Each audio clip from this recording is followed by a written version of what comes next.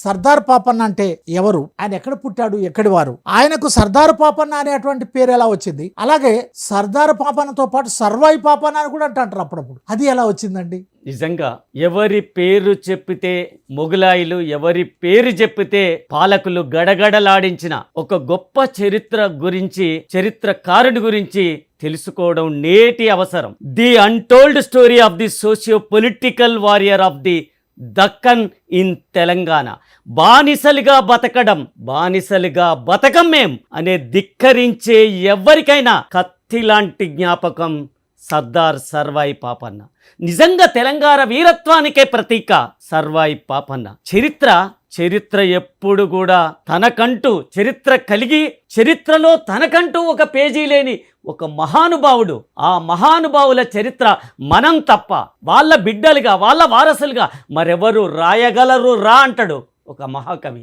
Yes, ఆయన వారసులుగా ఆయన చరిత్రను రాస్తున్నాం, ఆయన చరిత్రను చెప్తున్నాం. ఆయన చరిత్రను విస్మరించిన వారికి ఇది రా చరిత్ర అని రుజువు చేస్తున్నాం. అలాగే ఇవాళ పాలకులు సైతం ఆగస్టు 18న అధికారికంగా గుర్తింపజేసినాం. అది పోరాటాల ఫలితమే. అందుకోసం చరిత్ర ఎప్పుడు కూడా అక్షరవశమైంది సార్. రాత ఎప్పుడు రాజైంది, అల్లిక ఎప్పుడు కూడా అంటరానిదే అయ్యింది సార్.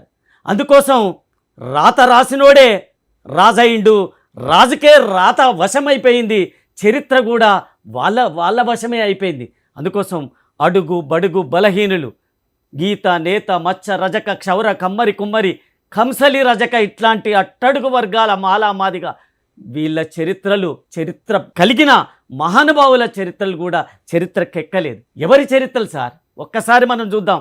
రామాయణ మహాభారతాలలో రాముడి గురించే ఉంది, కౌరవులు పాండవుల గురించి, ఒక బార్బరికుని చరిత్ర గురించి చెప్పరు, ఒక ఏకలవ్యుడి గురించి చరిత్ర చెప్పదు. అంతేకాదు చార్వాకులు వాళ్ళ చరిత్ర చెప్పరు. అందుకోసం ఇట్లా చరిత్ర నాటి నుండి నేటి వరకు చరిత్ర మొత్తం వివక్షకు గురి చేసింది. ఈ అంటరానిగా వివక్షకు గురి చేసిన పరిస్థితే కనపడతా ఉంది. అందుకోసం శ్రీశ్రీ అంటాడు, అట్టడుగున పడి కనిపించని కథలన్నీ కావాలిప్పుడు. అందుకోసం 17వ శతాబ్దంలో గోల్కొండ కోటను తలలేని మొండం తలకిందులుగా వేలాడుతున్నది ఎవరా అతను? ఆశ్చర్యం. అది ఆధిపత్య భూస్వామ్య గుండెల్లో నిజంగా వణుకు పుట్టించిన, ఒక మొఘల్ సామ్రాజ్యాన్ని గడగడలాడించిన, ధిక్కరించిన స్వరం ఆయనే సర్దార్ సర్వాయి పాపన్న. నిజంగా సర్వాయి పాపన్నది పూలే కన్నా ముందే, జ్యోతిబా పూలే కన్నా ముందే సామాజిక న్యాయాన్ని ప్రపంచానికి పరిచయం చేసిన వ్యక్తి. జానపదుల గుండెల్లో నేటికి తన జీవిత గాథను పదిలపరుచుకున్న ఒక మహాయోధుడతడు. ఛత్రపతి శివాజీ లాంటి వాళ్లకు సమకాలికుడు. ఆయన అటువైపు మొఘల్ సామ్రాజ్యాన్ని గడగడలాడిస్తున్నాడు, ఇటువైపు తెలంగాణ వైపు సర్దార్ సర్వాయి పాపన్న మొఘల్ సామ్రాజ్యాన్ని గడగడలాడిస్తున్న పరిస్థితి. అంటే ఇవాళ ఛత్రపతి శివాజీకి ఉన్న చరిత్ర, ఇవాళ బ్రాహ్మణులు పెద్ద ఎత్తున ఆయనను కొడియాడిరు, చరిత్ర పేజీల్లో చరిత్ర పుటల్లోకి ఎక్కించారు. కానీ సర్దార్ సర్వాయి పాపన్న చరిత్ర మాత్రం చరిత్రకు తనకంటూ ఒక పేజీలో లిఖించబడలేదు. ఇది కథ కాదు సార్, చరిత్ర. అది 1650 సంవత్సరాలు నుండి 1710 వరకు ఇది ఈ రెండింటి మధ్య జరిగే తెలంగాణలో జరిగిన నిజమైన చరిత్ర. రికార్డు ఉండి కూడా రికార్డుకెక్కని చరిత్ర, మరుగున పడిన చరిత్రలే ఎక్కువ సార్. అందుకోసం లిఖించిన దానికంటే మౌఖిక సాహిత్యంలోనే చరిత్రంతా దాగి ఉన్నది. అక్షరం ఎప్పుడు కూడా వివక్షే చూయించింది.